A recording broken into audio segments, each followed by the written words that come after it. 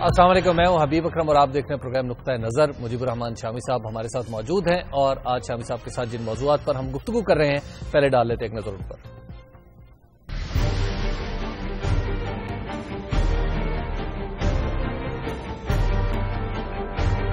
فوج اور حکومت کے درمیان اختلافات کا وزیر داخلہ نے اعتراف تو کر لیا، یہ اختلافات ختم کیسے ہوں گے؟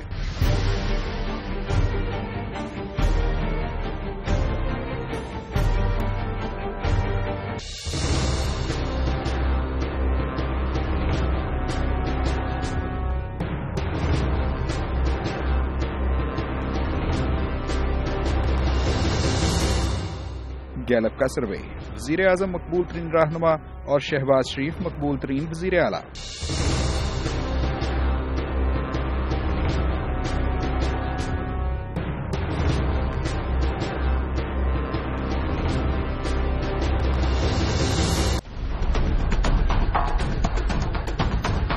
سینٹ میں وزیر اعظم کی مسلسل غیر حاضری، اپوزیشن نے وزیر اعظم کو حاضری کا پابند بنانے کے لیے قواعد میں ترمیم پیش کرنے کا فیصلہ کر لیا۔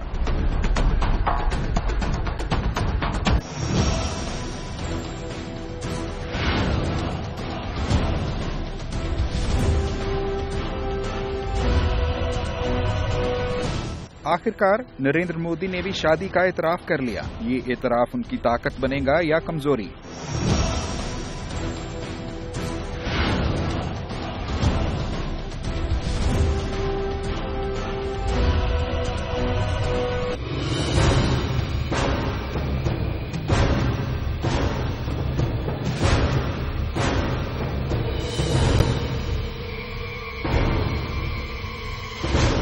جعلی پیروں کی مان کر ایک زندہ دفن ہو گیا اور دوسرے نے اپنے معصوم بھانجوں کو ذبح کر ڈالا، روحانیت کا غلط استعمال یا شارٹ کٹ کی تلاش؟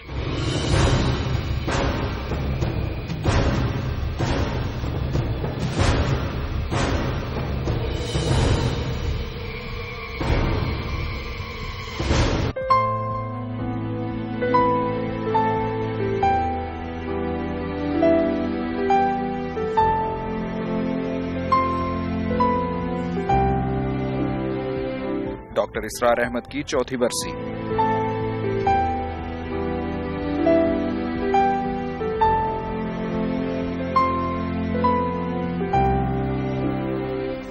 فوج اور حکومت کے درمیان اختلافات کی موجودگی کا اعتراف شامی صاحب چودھری نثار صاحب نے بھی کر لیا ہے، اور اب سوال یہ رہ گیا ہے کہ وہ اس کا کوانٹم کتنا ہے ان اختلافات کا، کیا ریڈ لائنز کراس ہوئی ہیں یا نہیں؟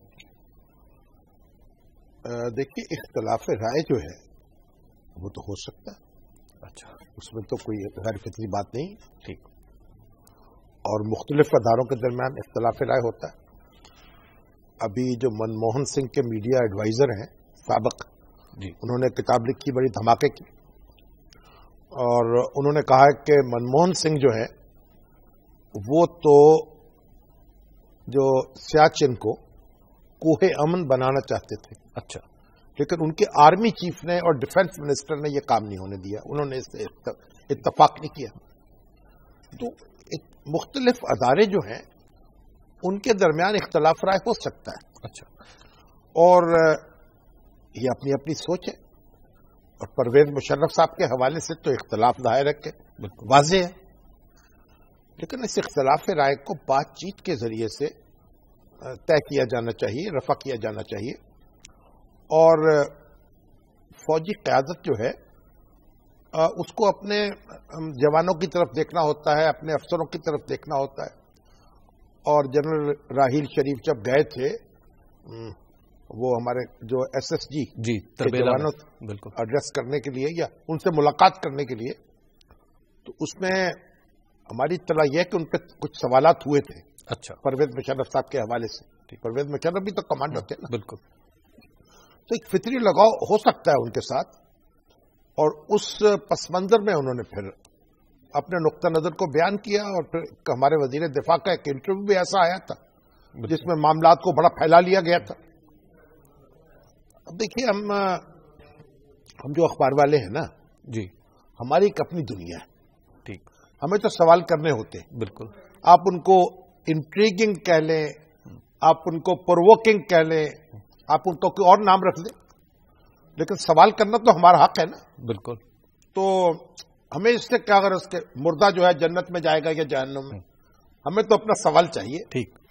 تو سوال پر اعتراض نہیں کیا جا سکتا، لیکن جواب دینے والا جو ہے اس کو تو غور کرنا چاہیے نا کہ کیا جواب دے رہا ہے. بالکل. تو بہرحال کوئی خاص صورتحال پیدا ہوئی تھی. میرا خیال ہے کہ اس کو سنبھال لیا جائے گا اور بہت سا سنبھالا بھی جا چکا ہوگا. لیکن یہ معاملہ عدالت میں چھوڑ دینا چاہیے. لیکن شام صاحب، جن کی وجہ سے یہ معاملہ خراب ہوا، خواجہ آصف صاحب کا نام لیا جا رہا ہے، وزیر دفاع ہے، تو کیا ان کے اوپر کوئی اس کی گرمی سردی کا اثر نہیں ہوگا؟ کچھ اثر ہو بھی سکتا ہے. دیکھیے، اولا تو یہ چیز جو زیر بحث آئی ہے جی، تو وزیر دفاع کے لیے کوئی عزت کا سامان نہیں ہوا. لیکن اب یہ نہیں ہوتا کہ کوئی یہ ڈسپلن فورسز نہیں ہوتی، یہ پولیٹیکل فورسز ہیں کہ آپ کسی کی ڈرل کرائیں گے یا کسی کی کٹس لگا دیں گے یا کسی کو کوئی دوڑ لگوا دیں گے یا کان پکڑا دیں گے. سیاست میں یہ ہوتا رہتا ہے. اور اب وہ زمانہ لگ گیا. آپ کو معلوم ہے کہ جنرل جہانگیر کرامت جو تھے، جب انہوں نے بیان دیا تھا کہ ایک سیکورٹی کونسل بننی چاہیے، نیشنل سیکورٹی کونسل، تو ایک دم حکومت لرز گئی تھی اور اس کی پاداش میں ان سے استعفیٰ طلب کر لیا. پھر انہوں نے استعفیٰ دے بھی دیا اور اس کے نتیجے میں پھر پرویز مشرف صاحب جو تھے اپنے معاملے کو ایک انسٹیٹیوشنل ریئیکشن بنانے میں کامیاب ہوئے.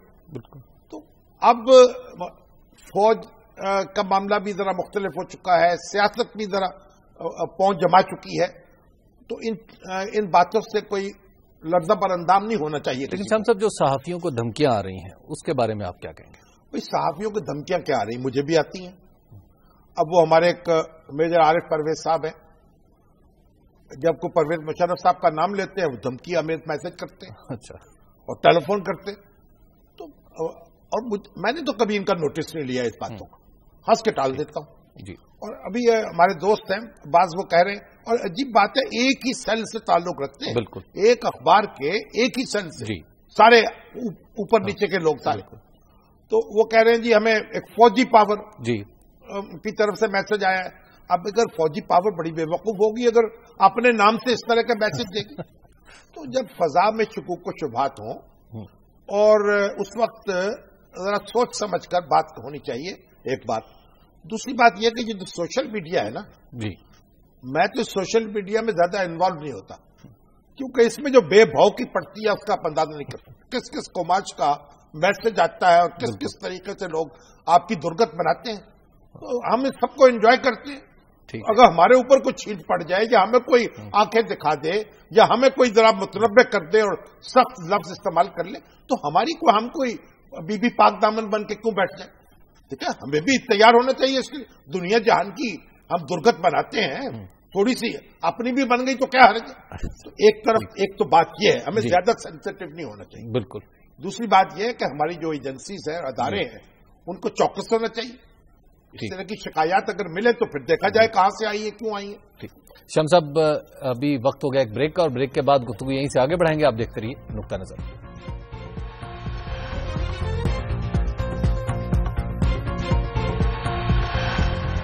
نقطہ نظر میں ایک بار پھر خوش آمدید. بات ہو رہی تھی سول ملٹری ریلیشنز کے حوالے سے پاکستان میں. شام صاحب، ایک سٹرین کی ریزن جو تناؤ کی ایک وجہ ہے وہ طالبان کے ساتھ ڈیلنگ بھی کہی جا رہی ہے. ہاں، اس میں بھی کوئی وجہ ہو سکتی ہے، لیکن دیکھیے جو پرویز مشرف صاحب کا معاملہ ہے نا جی، وہ تو فوج کو سمجھانا چاہیے. ٹھیک. اور معاملے کو عدالت تک محدود کر دینا چاہیے. اب یہ جو پرویز مشرف کے وکلا ہے اور ان کے حامی ہیں، بس وہ چاہتے ہیں کہ یہ اس کو باہر نکالے عدالت سے. ٹھیک. تو عدالت میں واپس کر دے اس معاملے کو. اس کو زیادہ تبصرہ آرائی کی ضرورت نہیں ہے. اور فوج دیکھیے، فوج ایک لیونگ اینٹی ہے، ایک مسلسل ادارہ ہے، زندہ ادارہ. یعنی جیسے بہتا ہوا دریا ہوتا ہے، تو بہتا ہوا دریا جو ہوتا ہے نا اس میں ناپاکی ٹھہرتی نہیں ہے. ٹھیک. اس کا پانی پاک ہوتا ہے. بالکل. تو اب یہ جو لیونگ اینٹی ہے نا، اس کو آپ پرانے قصوں میں نہ الجھائیں. اچھا. بس آج کی بات کریں، مستقبل پر نظر رکھیں. ٹھیک. تو شام صاحب، طالبان، دیکھیے طالبان کا معاملہ یہ ہے کہ طالبان کے کوئی 700-800 لوگ جو ہیں وہ گرفتار ہیں. ان سینٹرز میں کیا ان کو کہتے ہیں بحالی سینٹرز کیا جی جی کچھ ریہیب سینٹر ہیں, کچھ انٹرن سینٹرز ہیں. انٹرن سینٹرز ان کو کیا کہیں گے؟ انٹرن سینٹر کو ترجمہ کیا کریں گے؟ انٹرنس حراستی مراکز حراستی مراکز کہہ لیجیے, یعنی برزخ میں ہے. جی برزخ ابھی ان کا تو وہ ان کے حراستی مراکز میں ہے نہ. ان کے خلاف ابھی کوئی مقدمہ چلا ہے, کیونکہ یہ کہا جا رہا تھا کہ یہ مراکز جو ہیں ان کے اندر عدالتیں وہیں آ جائیں گی, جیل کے قاعدے ضابطے وہاں لگے ہوئے ہیں. اور وہ جو طالبان ہے باقاعدہ ان پر الزامات کے تحت پکڑا گیا ہے, کسی سے اسلحہ برآمد ہوا ہے, کوئی واردات کرتے ہوئے موقع پہ پکڑا گیا, بہت سے الزامات ہیں ان پر. اب ان کی رہائی جو ہے نا وہ ایک مشکل مرحلہ ہوگی, مگر مشکلیں جو آسان ہو جاتی ہیں نا بالآخر. بالکل. تو میں نے جو سنا ہے, سنگن کی ہے, فوجی حکام کا کہنا یہ ہے کہ یہ رہائی نقطۂ آغاز نہیں ہونی چاہیے, ٹھیک, یہ نقطۂ اختتام ہونی چاہیے کہ معاملات طے ہوتے چلے جائیں اور ان چیزوں پر بھی اقدام ہوتا چلا جائے. یہ نہیں ہے کہ بسم اللہ یہاں سے ہو, یہ ہے آخری نقطہ, ٹھیک, یہ پہلا نہیں ہے. بالکل. میرا خیال ہے کہ بہرحال ویئر دیر از اے ول دیر از اے وے. تو اس پوزیشن کی موجودگی میں گورنمنٹ کے پاس کتنے چانسز ہیں مینیور کرنے کے؟ دیکھیے ہم ہر چیز جو ہے نا کوئی کالے اور سفید کے اس پر نہیں رکھ سکتے, نہ یہ 2+2 کر سکتے. یہ بہت سی چیزیں آپس میں گٹ مٹ ہوتی ہیں. جب بیٹھتے ہیں تو رستہ نکلتا ہے, کوئی اکوموڈیشن ہوتی ہے ایک دوسرے کو. بنیادی بات یہ ہے, دیکھیے اس وقت پاکستان کے جو حالات ہیں ان میں ہم یہ افورڈ نہیں کر سکتے کہ ہمارے اداروں میں کشمکش ہو. یہ جو سیاسی لیڈرشپ ہے اس کو بھی یہ بات مد نظر رکھنی چاہیے, اور فوجی لیڈرشپ تو بہرحال ایک ڈسپلن کی پابند ہے, وہ تو اس چیز کو نظر انداز کر نہیں سکتے. جی. تو ہمیں اپنے سسٹم, یعنی یہ نہیں ہے, اپنے سر درد کا علاج یہ نہیں ہے کہ دل میں گھونسا مار دیا جائے. ٹھیک.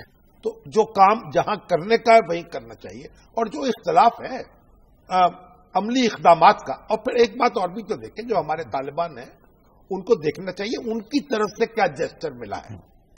کوئی ایک رہائی تو ہو, وہ ڈاکٹر اجملی رہا ہو جائے, شہباز ہی رہا ہو جائے, شہباز تاثیر, چلیے حیدر گیلانی, کوئی, تاکہ لوگوں کو بھی ایک میسج ملے. تو طالبان کو ہماری حکومت جو ہے سیاسی قیادت اس کے ہاتھ مضبوط کرنے چاہیے, اس کو کچھ دے کر. جی. اور ہماری سیاسی قیادت جو ہے اس کو طالبان کو کوئی کچھ نہ کچھ دیتے رہنا چاہیے. بالکل. شام صاحب, ہمارے اب سول ملٹری پیراڈائم میں یہ جو سروے آیا ہے تازہ, یہ بھی ایک حکومت کو سپورٹ نہیں کرا, حکومت کو ایک بڑی سپورٹ نہیں مل گئی اس سے؟ ہاں نہیں, اس سے حکومت, دیکھیے اس میں تو کوئی شبہ نہیں ہے کہ کوئی آدمی یہ تو نہیں کہہ سکتا کہ حکومت جو ہے وہ بالکل ہل رہی ہے, کل دلدلے کا شکار ہو چکی. دیکھیے گزشتہ کچھ عرصے سے پے در پے ایسے اقدامات ہو رہے ہیں, ایسے میسج جا رہے ہیں جس سے کچھ ٹھہراؤ پیدا ہو رہا ہے حالات. اب دیکھیے ڈالر کی قیمت کم ہوئی ہے, پیٹرول کی قیمت بھی کم ہوئی ہے, پھر انویسٹمنٹ کی خبریں آ رہی ہیں. حکومت نے ابھی دیکھیے $2 ارب جو ہے وہ بانڈز بیچے ہیں. بالکل. کچھ انٹرسٹ ریٹ ان کا کافی زیادہ ہے, لیکن بہرحال ہماری اکانومی کی حالت میں ایسا تو ہوگا. تو اب فورن ایکسچینج جو ہے ہمارا, اس کے ذخائر میں اضافہ ہوا ہے, اور انرجی پر بھی لگے ہوئے ہیں. چائنا سے بھی بات ہو رہی ہے, سعودی عرب سے ہو رہی ہے. تو یہ ایک حکومت ایک کبھی سنجیدگی کا ثبوت دے رہی ہے. اب یہ جو سروے ہے نا گیلپ کا, جی, اب ہمارے دوست اس پر جناب کوئی ناراض ہوتا ہے, کوئی خوش ہوتا ہے. اب مصیبت تو یہ ہے کہ ہم جو تجزیہ کار ہیں اپنے گھر بیٹھ کر اپنے بیڈ روم میں اپنے جو چاہیں تجزیہ کر لیں اسے رائے بنا دیتے ہیں, اور جو سائنٹیفک طور پہ جانچنے والے ادارے ہیں ان کا مذاق اڑاتے ہیں. اب کوئی کہتا ہے 1100 کا سیمپل کیا ہے, کوئی کہتا ہے 2000 کا سیمپل کیا ہے. اور بھائی دنیا پوری میں ایسا ہی ہوتا ہے. اور آپ یہ نہیں ہے کہ یہ جو سروے ہے ہر سروے کو فیصلہ کن نہیں ہوتا, نہ قطعی 100% آپ کو قرآن کا حرف ہوتا ہے. یہ پول تو نہیں ہے نا, ایک ٹرینڈ کی خبر دیتا ہے. جی.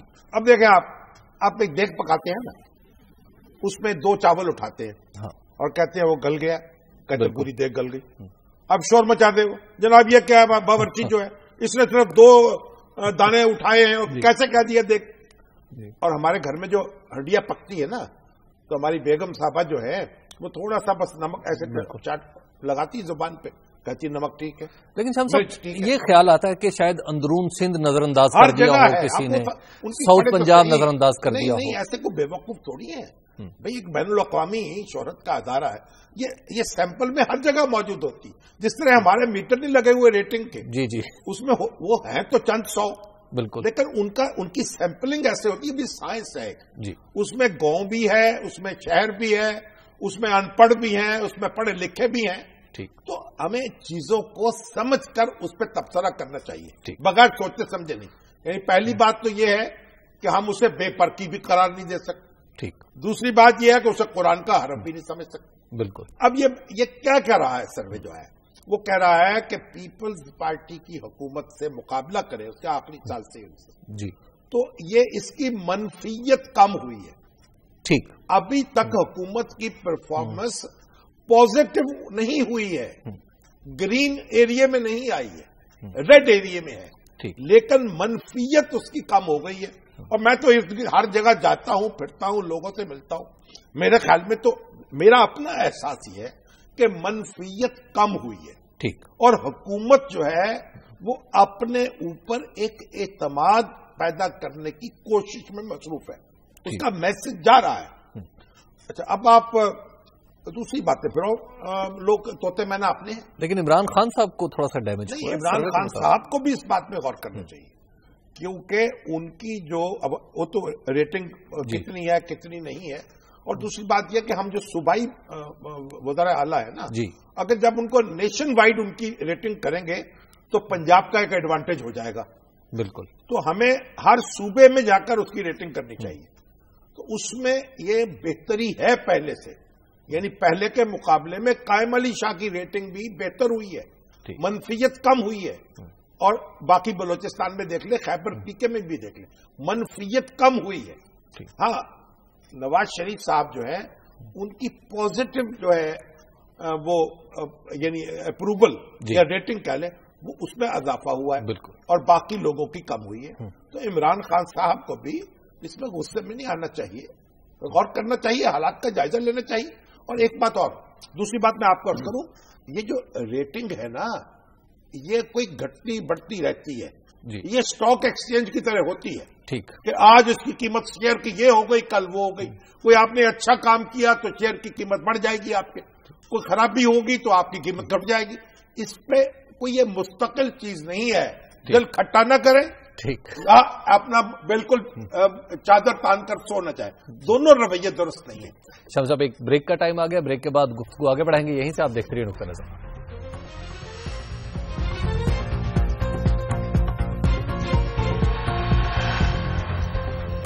نقطہ نظر میں ایک بار پھر خوش آمدید.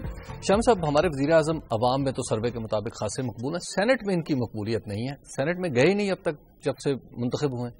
دیکھیں، پہلی بات تو یہ ہے کہ آپ جو بھی طنزیہ یا تیر چلا لیں، جی، یہ ایک حقیقت ہے. ٹھیک. کہ حالات میں ٹھہراؤ پیدا ہو رہا ہے اور اس کے ملٹیپل فیکٹرز ہیں. طالبان سے مذاکرات کا آغاز، ڈالر کی قیمت کا نیچے جانا، انرجی کے معاملے میں ایک سر توڑ کوشش کرنا، اسٹاک مارکیٹ کا اوپر اٹھنا. جی. تو اس لیے ایک پازیٹو میسج تو جا رہا ہے. اب ہمیں کوئی مشکل مسئلہ نہیں، ہم کون سا کوئی پارٹی ہے جی، تو ہمارے پیٹ میں کوئی مروڑ اٹھے، جن پہ اٹھا ہوا ہے اٹھا رہے. ایک بات پوچھا کہتا سینٹ میں میں سمجھنے سے قاصر ہوں کہ وزیر اعظم کیوں نہیں جا رہے اور آج تک نہیں گئے. وہاں میجورٹی ہے ان کے مخالفین کی، بالکل، لیکن جس سسٹم کا حصہ ہے، ابھی جو اگلے الیکشن ہوں گے اس میں ان کی میجورٹی ہو جائے گی. بالکل. تو میں سمجھتا ہوں کہ سینٹ میں ان کو جانا چاہیے اور یہ جو وہاں کا غم و غصے کی لہر ہے اس کو ختم کرنا چاہیے. اسی میں ایک جمہوریت جو ہے اس کا حسن ہے. جی شام صاحب، اب ذرا چلتے ہیں، ایک نظر ڈالتے ہیں انڈین الیکشن پہ. Indian to be prime minister as they say Narendra Modi, انہوں نے شادی کا اعتراف کر لیا اپنی. اب انڈیا میں تو مودی صاحب کا ڈنکا بج رہا ہے اس وقت. اب مشکل یہ ہے کہ دلی کے حوالے سے میں ایک رپورٹ پڑھ رہا تھا، اس میں لکھا کہ یہ جو ووٹ ہے نا عام آدمی پارٹی کے اور کانگریس کے، تو سیکولر ووٹ تقسیم ہو جائیں گے, مسلمانوں کے ووٹ بھی تقسیم ہو سکتے ہیں. تو اس کا فائدہ کہیں مودی کو نہ پہنچ جائے. دلی کی جہاں جہاں مسلمان ہیں اور بڑی کانسٹیٹوئنسیز ہیں جن میں مسلمان ووٹ کافی اثر انداز ہوگا. لیکن بہرحال اب مودی صاحب جو ہے انہوں نے بھی کوئی لہجہ بدلا ہے. ان کا میں بیان دیکھا تو انہوں نے کہا میں چاہتا ہوں کہ مسلمان بچوں کے ایک ہاتھ میں قرآن ہو اور دوسرے میں کمپیوٹر ہو. تو اب یہ جو پالیٹکس ہے نا, اس کا پریشر اپنا ہوتا ہے. اب دیکھیں ہمارے مولانا مفتی محمود صاحب جو پی این اے کے سربراہ تھے, جی تو وہ ان کا جو اسکول آف تھاٹ ہے نا, دیوبندی اسکول آف تھاٹ, وہ مزارات پر بہت رسمی طور پر جانے پہ یقین رکھتا ہے. لیکن پی این اے کے سربراہ کے طور پر وہ داتا دربار میں بھی گئے تھے اور میرا خیال چادر بھی چڑھائی تھی پھولوں کی بات. تو سیاست کی ایک اپنی دنیا ہے جی, وہ مجبور کرتی ہے. یہ مودی صاحب جو ہیں اگرچہ بہت ایکسٹریم کے نظر آ رہے ہیں, انڈیا میں بڑی ہاکار مچی ہوئی ہے اور کہہ رہے ہیں کہ اگر یہ جیت گئے تو سیکولرزم کو ناقابل تلافی نقصان ہوگا. ہو سکتا ہے ایسا درست ہو, لیکن یہ بھی ہو سکتا ہے کہ ان پر دباؤ اور یہ کچھ کر ہی نہ پائیں, اپنے ایجنڈے میں کوئی تبدیلی کر. ویسے بھی ان کا جو ایجنڈا ہے نا, اس میں ان کو 2/3 اکثریت تو ملنے والی نہیں ہے, کولیشن ان کو بنانی پڑے گی. تو ان کے دانت جو ہیں وہ تو بس نمائشی رہ جائیں گے, ڈیلیوٹ ہو جائے گا پورا. نہ کشمیر کے بارے میں کچھ کر سکیں گے, نہ سول کوڈ کے بارے میں کچھ کر سکیں. بہرحال ان کی شادی ہوئی تھی جی, کوئی کہتے ہیں کہ 13 سال کی عمر میں, کوئی کہتے 17 سال کی عمر میں. تو شادی ہوئی, کوئی 3 سال چلی, اس کے بعد میاں بیوی الگ ہو گئے اور بیوی بیچاری کہیں ٹیچر ہے. اچھا. اور اب وہ اس چیز کو انہوں نے کبھی اس کا اعتراف نہیں کیا, نہ کوئی بات کی. اور یہ جو ان کا فارم ہے نا الیکشن کا جی, اس میں کھانا تو بنا ہوا ہے. اچھا. لیکن یہ ضروری نہیں ہوتا جب آپ نامزدگی کا کاغذ داخل کرتے ہیں کہ ہر کھانے کا جواب لازمن دیں. اب یہ ہوا, ایک این جی او ہے, اس نے سپریم کورٹ میں یہ اپیل ریٹ کی کہ تمام کھانے جو ہیں ان کو پر کرنا لازم قرار دیا جائے.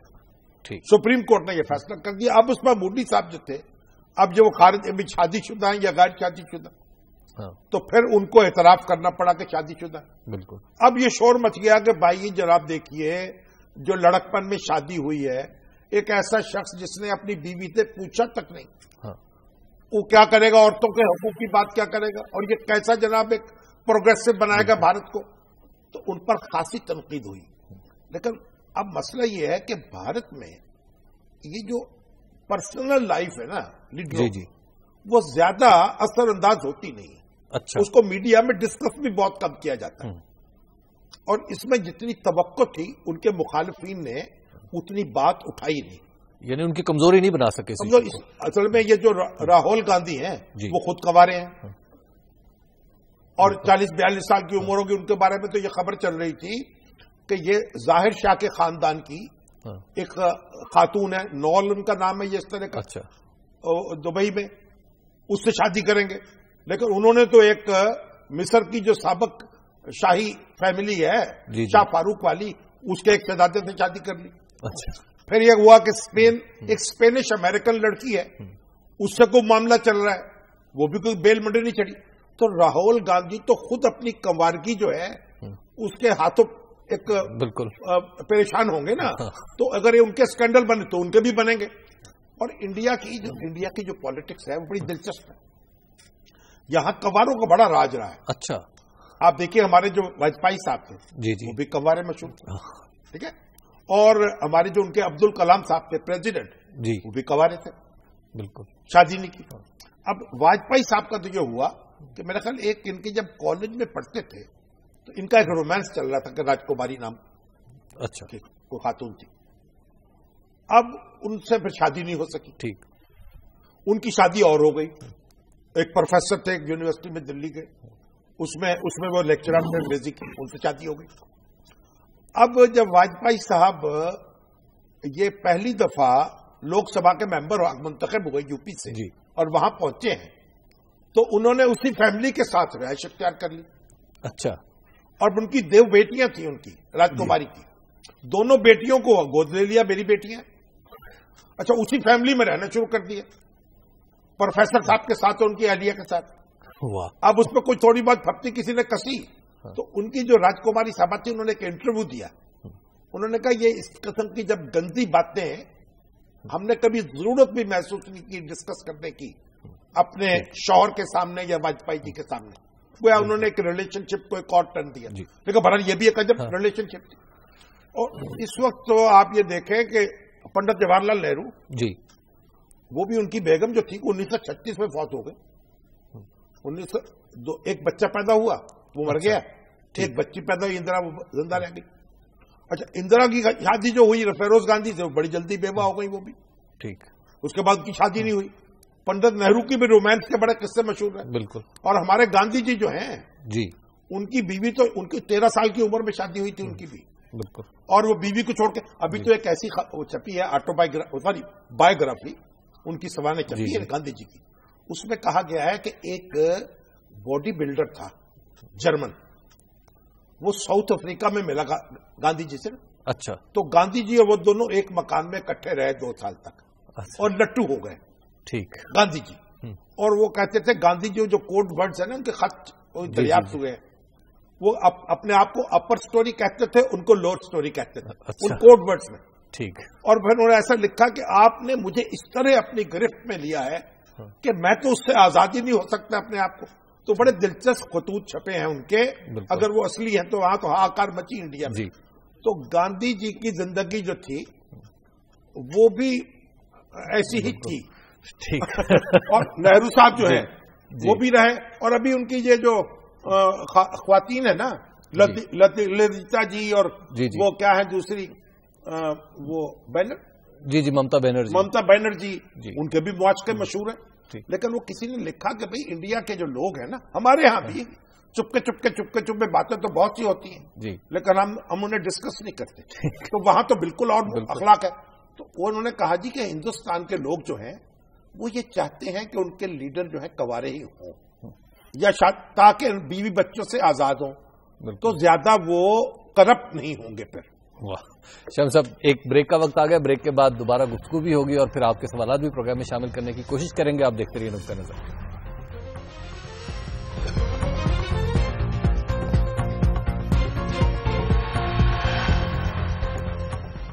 नुक्ता नजर में एक बार फिर खुश आमदीद। शामी साहब, आज की 2 खबरें हैं और बड़ी ही अजीबोगरीब, दिल दहला देने वाली। एक जाली पीर के कहने पर मुबैना तौर पर एक मामू ने अपने भांजों को कत्ल कर दिया, 2 भांजों को जी, और तीसरे को भी उसने बिल्कुल गला काट दिया था, वो बच गया भी जी। और एक शख्स ने खुद को जिंदा मरी में वाक़या हुआ जी जी बिल्कुल, एबटाबाद और मरी के दरमियान। और वो उसने कोई अमल बताया होगा उसको जी अभी। और ये जो मुल्तान में हुआ है जी, कि पीर 1 मरले का मकान है, पीर साहब ने कहा जनाब नीचे खजाना दबा, वो खजाने की तलाश में जो निकला है तो वही मर गया आदमी जी। ये जो पीर है ना, अब देखिए तो दनदनाते फिरते हैं जाली पीर जो, ये अखबारों में इश्तहार छपवाते हैं, ये बाकायदा जनाब दीवारों को काला करते हैं और दनदना के जनाब लोगों को गुमराह करते हैं। इनके लिए कोई कानून साजी होनी चाहिए और इनका पंजाबी मुहावरे में मक्कू ठप देना चाहिए। बिल्कुल, ये इंतहाई जरूरी काम है। पता नहीं हुकूमत हमारी ठोकर रही है, किसी पीर को इस तरीके की कोई एक्टिविटी करने की इजाजत नहीं देनी चाहिए। ये सब जाली अमल है, इनके खिलाफ सख्त कार्रवाई होनी चाहिए और इनका वो सलूक होना चाहिए जो कातलों के साथ होता है और कत्ल की साजिश करने वालों के। हम सब आम आदमी बेचारा पहचाने कैसे? नहीं पहचान लेगा ना जब ये कारोबार जब कह रहे हैं आप खुल्लम खुल्ला इश्तहार देते कि हम जनाब शादी करा देंगे, हम निकाह करा देंगे, हम बच्चा दे देंगे, जिस तरह के खरापात जो हो रही है, तो हुकूमत का सो रही है क्या? या हमारी हुकूमत कुछ भी नहीं करना? श्याम साहब, आज डॉक्टर इसरार साहब की 4थी बरसी भी। डॉक्टर इसरार अहमद मरहूम जो हैं उनकी 4थी बरसी है। अल्लाह ताला उनको आला मुकाम दे जन्नतुल फिरदौस में। वो एक मुफस्सिर कुरान थे और खादिम कुरान थे। देखिए, उन्होंने एक कुरान फहमी की तहरीक चलाई, बिल्कुल कुरान अकेडमी की बुनियाद रखी और जदीद तालीम याफ्ता तबके को मुतवज्जे किया, उन पर मेहनत की, उनको टारगेट किया और उनके और रमजान के महीने में पूरा कुरान खत्म करते थे और दर्स देते थे। वो अब उनके दर्स जो हैं वो अंग्रेजी में भी है, उर्दू में भी है, उनकी वीडियो भी है, ऑडियो भी है। और ये जो उनकी फिर तंजीम इस्लामी भी एक बनाई। बात यह है कि उन्होंने कुरान के कई मुफस्सर पैदा किए। अच्छा, कई नौजवान जो थे ابھی بھی جو ہمارے شجاع صاحب ہیں نا، یہ صبح آتے ہیں انیق صاحب کے ساتھ، جی جی، چارٹرڈ اکاؤنٹنٹ ہیں لیکن ان کے شاگردوں میں، اور جگہ جگہ قرآن کے حلقے قائم کیے. یہ ان کی ایک بڑی خدمت ہے جی. اور اللہ تعالیٰ ان کی خبر جو ہے اس کو نور سے بھرے رکھے. آمین. اور حقیقت یہ ہے کہ وہ ہمارا بڑا اثاثہ اور سرمایہ تھے، اور ان کی جو تحریک ہے وہ پھیل رہی ہے اور لوگوں میں قرآن فہمی کا ذوق و شوق پیدا کر رہی ہے. بالکل. شام صاحب کچھ سوالات شامل کریں. سب سے پہلے تو ایک پہلے تو یہ دیکھیے، اسامہ عباسی صاحب ہیں کائنات کے ایڈیٹر بہاولپور سے. انہوں نے کوئی بس داد دی ہے، پتہ نہیں کوئی جواب، ابھی کوئی خاص بات نہیں سامنے آئی. بلبن غیاث صاحب ہیں جیلن سے، یہ کہتے ہیں کہ مشرف صاحب اسی عدالت میں، اسی دنیا میں پیش ہو جائیں عدالت میں، وگرنہ ان کو اگلی عدالت میں پیش ہونا پڑے گا. اور جلال خان صاحب کہتے ہیں کہ سی سی ٹی وی کیمرہ جو ہے وہ اگر لگانا چاہتے ہیں نا جناب چیف منسٹر پنجاب، تو ان کو چاہیے کہ پھر چالو بھی رکھے ان کو. بالکل. یہ جہاں سی سی ٹی وی لگ رہے ہیں وہ کیمراز وہ پھر بند بھی ہوتے چلے جاتے ہیں.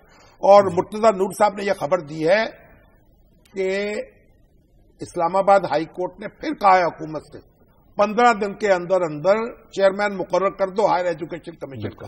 اور عدالت کو یہ بتایا گیا، اب دلچسپ بات ہے کہ پہلی کمیٹی نے جو گورنمنٹ نے کمیٹی بنائی تھی میرا خیال حسن اقبال صاحب کی، وہ اس نے جو 3 نام پیش کیے تھے وہ حکومت نے مسترد کر دی، وزیر اعظم نے. اب خواجہ آصف کی قیادت میں ایک اور کمیٹی بنے گی. میں کہتا ہوں یہ تو مجھے سمجھ میں نہیں آ رہا کہ یہ کیا مذاق ہو رہا ہے ہائر ایجوکیشن کمیشن کے ساتھ، اور کس طریقے سے اس کو ڈیل کیا جا رہا ہے. مجھے تو یعنی حقیقت یہ ہے کہ ذکر کرتے ہوئے شرمانے لگے. شام صاحب، ایوب جے طاہر صاحب نے آپ کی خدمت میں ایک سروے بھیجا. ہاں جی. اور اس سروے میں انہوں نے بتایا کہ سب سے مقبول بڑے بھائی میاں نواز شریف صاحب، سب سے مقبول چھوٹے بھائی میاں شہباز شریف صاحب، سب سے مقبول بیٹے حمزہ شہباز صاحب، سب سے مقبول بیٹی مریم صاحب، سب سے مقبول سمدھی اسحاق ڈار صاحب، سب سے مقبول رشتہ دار عابد شیر علی، سب سے مقبول دوست خواجہ آصف، اور سب سے مقبول سروے کرنے والے گیلانی صاحب. اچھی ان کی آپ داد دینی چاہیے، خوب اچھا مصرع کہا ہے انہوں نے. کیا کہنا چاہیے اس کو، کالم لکھا ہے. جی. حسنین صاحب ملتان سے ہمارے ساتھ فون لائن پہ. جی السلام علیکم. جی حسنین صاحب. حسنین صاحب تک. وعلیکم السلام. جی فرمائیے. میں عرض کر رہا ہوں. اچھا جناب، یہ تو آواز ان کی کچھ پتہ نہیں ہے. جی میرا خیال ہے کہ کچھ. شامی صاحب السلام علیکم. وعلیکم السلام جناب، فرمائیے کیا حکم ہے. بس حکم نہیں ہے، یہ درخواست ہے. میری 32 کی پیدائش ہے. سن 32 میں بیمار پڑا ہوں چرپائی پہ. کیا اسم شریف ہے آپ کا؟ حسنین صاحب. میرا جو مسئلہ ہے وہ یہ ہے. نہیں، آپ کا نام کیا ہے؟ اولڈ ایج بینیفٹ کے جو میرے پینشن بڑھی تھی جی وہ نہیں ملی. ٹھیک ہے. Old age benefit, old age والوں نے جو پینشن بڑھائی تھی نہیں ملی ان کو. یہ حسنین صاحب کی طرف توجہ دینی چاہیے. شام صاحب وفاقی حکومت کو بھی، صوبائی حکومت کو بھی، ہمارے بزرگوں کی دعائیں لیں، ان کی خبر گیری کریں. ہمارے ایک پروگرام میں کالر تھے آصف صاحب میاں والی سے، انہوں نے لینڈ ریکارڈ کی جو ذکر کیا تھا تو میاں والی میں جی جو کمپیوٹرائز لینڈ ریکارڈ ہے اور انہیں فرد نہیں ملی، تو اس کے حوالے سے ڈی جی پی آر نے بھی اپنی کلیئرنس جاری کی تھی ہمارے پروگرام میں کے ذریعے. وہ کہنا چاہ رہے ہیں کہ ہم نے ابھی تک وہاں کا لینڈ ریکارڈ ہی کمپیوٹرائز نہیں کیا. کمپیوٹرائز نہیں ہوا، ہو رہا ہے اور چند ہفتے تک وہ اس سے استفادہ کر سکیں گے. بالکل. شامی صاحب یہ ہیں جی شکیل احمد صاحب، انہوں نے ایک بڑا دلچسپ سوال پوچھا ہے اور بہت زیادہ وہ فیس بک پہ چل رہا ہے. وہ کہہ رہے ہیں شامی صاحب ہمیں یہ بتائیں کہ جب آئین اور سٹیٹ میں کانفلکٹ ہو تو پھر ہمیں کسے فیور کرنا چاہیے؟ دیکھیے، آئین اور سٹیٹ میں کانفلکٹ نہیں ہوتا کبھی. ٹھیک. اور یہ جو لوگ آئین کو انٹرپریٹ کرتے ہیں جی یہ ان کی فہم کا قصور ہوتا ہے. ٹھیک. ایک بات. اور جو لوگ ذاتی مفادات کا تحفظ کرنا چاہتے ہیں، اقتدار کا تحفظ کرنا چاہتے ہیں، ان کی یہ نامعقول منطق ہوتی ہے. جی. آئین جو ہے آپ نے دیکھا، آئین نہ ہونے کی وجہ سے پاکستان کو کتنا نقصان پہنچا. آئین ایک ضروری دستاویز ہے. یہ بالکل ایسی بات ہے جیسے آپ کہیں کہ نکاح نامے کو بچائیں گے، اس کا تحفظ کریں گے، یا شادی کا تحفظ کریں گے. ٹھیک ہے. ٹھیک ہے نا. بالکل. تو شادی جو ہے نکاح نامے سے جڑی ہوئی ہے، اس کا بھی تحفظ کیجیے، اس کا بھی تحفظ کیجیے. آفتاب ریاض صاحب لاہور سے ہمارے ساتھ. جی السلام علیکم آفتاب صاحب. جی السلام علیکم سر. وعلیکم السلام. جی سر، میں شامی صاحب کی خدمت پہلے تو سلامت کرنا چاہتا ہوں. آفتاب ریاض بول رہا ہوں لاہور سے. وعلیکم السلام جناب، فرمائیے. جی سر بس یہ عرض ہے کہ یہ پتہ کرنا ہے کہ یہ پرویز مشرف صاحب کے ساتھ یہ جو کر رہے ہیں کہ یہ دوبارہ کو 12 اکتوبر نیا تو نہیں ہونے جا رہا ہے؟ نہیں آپ پریشان نہ ہو، 12 اکتوبر ہر روز نہیں ہوتا، ہر روز عید نہیں ہوتی اور نہ ہر رات شب برات ہوتی ہے. ٹھیک ہے شامی صاحب، یہ عبد الخالق غلام رسول صاحب ہیں، انہوں نے ہمارے ایک پہلے پروگرام کا حوالہ دیتے ہوئے کہا شامی صاحب آپ نے شریف الدین پیرزادہ صاحب کے بارے میں بہت سی سنگین باتیں بتائی ہیں، یہ بتائیے کہ یہ قصور ان کا تھا یا امریت کا؟ نمبر 2 یہ کہ کیا آج ان سے کوئی پوچھ سکتا ہے کہ انہوں نے یہ سب کچھ کیوں کیا؟ جس کا جی چاہتا ہے پوچھ لیں، تاریخ کے سامنے جواب دے ہیں. اگر آمریت نہ ہوتی جی تو اس طرح کے مشورے کون مانگتا؟ بالکل. اور اگر آمریت ہوتی بھی اور اس طرح کے دماغ نہ ہوتے جی تو وہ راستے کیسے سجاتے؟ یہ ساری چیزیں ایک دوسرے سے جڑی ہوئی ہیں. شامی صاحب، ارشاد احمد صاحب نے بہت دلچسپ سوال کیا. انہوں نے کہا شامی صاحب آپ کی باتوں سے لگ رہا ہے کہ انڈیا میں جو سیاسی لیڈرز کو عروج ملا ہے اس کے لیے ضروری ہے کہ بندے نے زندگی میں بڑا کام کرنا ہو تو وہ شادی نہ کرے. ہاں وہ یہ کہتے ہیں شادی نہ کرے نہیں، اور ادھر ادھر تو معاملہ چلتا رہتا ہے وہاں، لیکن کوئی نوٹس نہیں لیتا. یعنی شادی نہیں ہوتی لیکن کنوارگی بھی نہیں رہتی. ہمارے آج کے پروگرام کا وقت ختم ہو گیا ہے. کل تک کے لیے اپنے ناظرین سے اجازت لیتے ہیں. کل پھر آپ کی خدمت پہ حاضر ہوں گے. اللہ نے کے بعد.